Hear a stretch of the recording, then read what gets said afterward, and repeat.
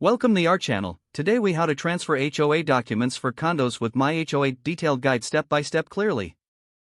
To begin, visit the official MyHOA website. Create an account if you don't already have one. Log into your MyHOA account using your credentials. Navigate to the Document Management section on the dashboard. Locate the Transfer Documents option. Click on the Transfer Documents button to initiate the process. Select the specific condo association you are transferring documents for. Review the list of documents available for transfer. Choose the documents you wish to transfer by checking the corresponding boxes. Ensure all selected documents are accurate and up to date. Click the Next button to proceed with the transfer process. Provide the required recipient information, including name and email address. Confirm the recipient's details to ensure accuracy. Choose the appropriate transfer method, either via email or a direct upload.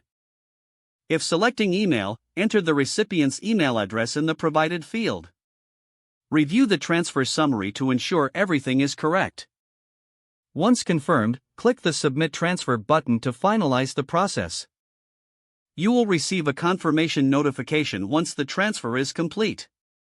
Keep track of the transfer status in the Document Management section. If you encounter any issues, consult the MyHOA help resources or customer support. After completion, inform your condo association about the successful transfer of documents.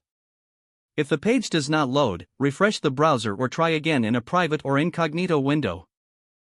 Make sure you are using the correct email address, then retype it carefully to avoid small typos. If your password is not accepted, use the reset option and create a new strong password you can remember. Check your spam folder for verification or security emails, then complete any requested confirmation steps. Enable two-factor authentication if available to improve account security and reduce unauthorized access risk. After signing in, review your profile details so your contact information and settings are accurate and current. If you see an error message, note it down and try again after restarting your device and internet connection. Don't forget to like this video and subscribe to our channel for more step-by-step tech guides.